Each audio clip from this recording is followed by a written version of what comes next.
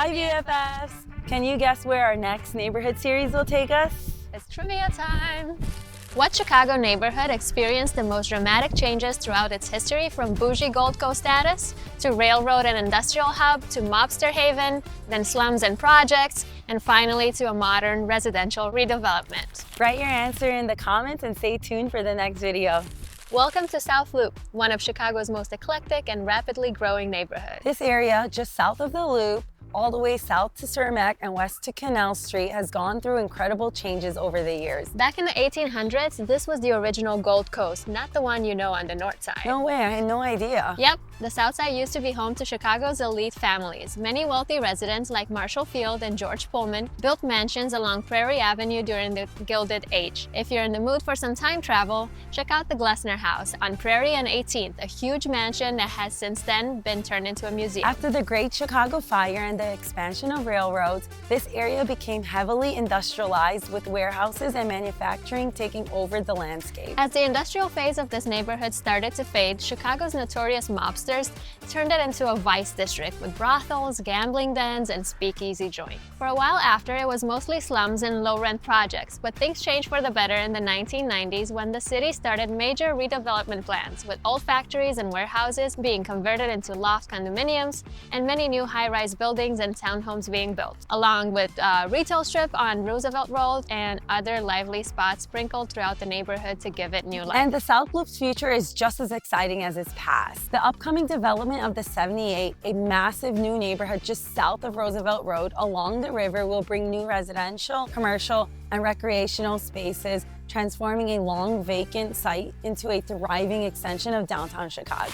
Let's start our tour of South Loop with Museum Campus, home to 3 world-class institutions: the Field Museum, where you can meet Sue, the famous T-Rex, The Shed Aquarium, and the Adler Planetarium, the first of its kind in the U.S., offering stunning views of the stars and the city skyline. Right next door is Soldier Field, home to the Chicago Bears and Chicago Fire, and a venue for concerts and major events. And if you're looking for a hidden gem, 12th Street Beach is a quiet spot on Northerly Island, perfect for a quick escape.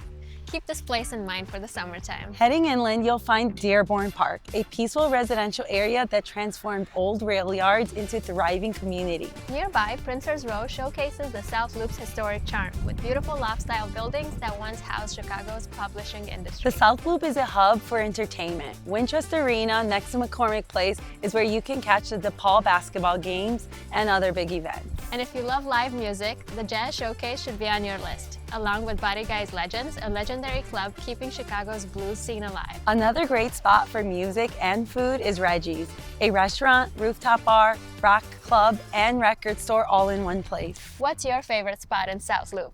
Let us know in the comments and we'll share our favorites in the next video. As promised, here are some of our favorite food spots in South Loop. First, Spoken Bird Cafe, where we are right now, a hip spot with an outdoor patio serving fair trade coffee and food from locally sourced ingredients. Then Roots Pizza on Polk, with the gorgeous, airy rooftop space, staple cheesy treats, and a full bar. It's the perfect place for meeting up with friends. 11 City Diner is another neighborhood favorite, serving up classic deli-style eats with a Chicago twist. I love bagels, so definitely Tilly Bagel Shop makes my list, with delicious handcrafted sourdough bagels by Hannah Tillett, the pastry chef at Girl and the Goat, Boca, and Marisol, the restaurant we mentioned in our previous video in Streeterville. You have to try the Chicago Firehouse Restaurant, an upscale steakhouse in a former CFD firehouse station. And also Hawaiian Hideout, Victory Tap, Il Pulacino, and View Rooftop Bar. After all this eating and drinking, it's best to walk the calories off. No visit to South Loop is complete without a stop at Grant Park, the perfect place for a stroll, a festival, or just enjoying lake views. This massive park is home to Buckingham Fountain, one of the city's most iconic landmarks, and the newer 2006 Agora, sculpture installation by Polish artist Magdalena Bakanowicz. Let's be honest, BFF, your wish list most likely looks like this. Wish granted, BFF. South Loop is the perfect place for you, especially if you're a first-time homebuyer. Like we mentioned before, South Loop has seen a surge in new construction, offering the chance to own modern homes with updated features like in-unit laundry and central air. With multiple CTA lines, red, green, and orange, and quick access to Lakeshore Drive and expressways, commuting is super easy. Families here have access to great schools like South Loop Elementary, rated 8 out of 10, and Jones College Prep High School, rated 10 out of 10. Compared to other downtown adjacent neighborhoods, South Loop tends to have more affordable price points, especially for condos.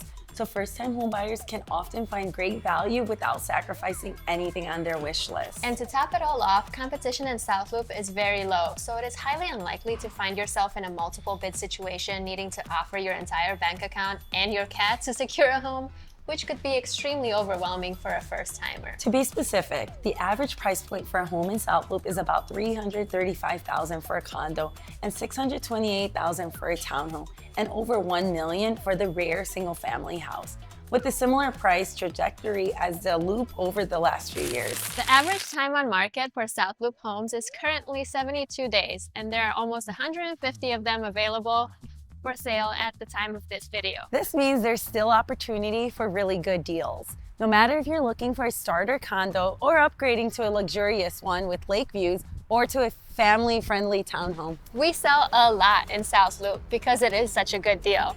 Here are just a few of our many examples. The Reed at 2407, 1901 South Calumet, Unit 602. 1143 South Plymouth, Unit 107, 1464 South Michigan, Unit 2005. and 1600 South Indiana, Unit 909. And 611 South Wells, Unit 702. So what are you waiting for? South Loop is only getting better. Don't renew your lease this year. Hit up your real estate BFFs instead to help you start your home buying journey and claim your own little piece of this fantastic neighborhood.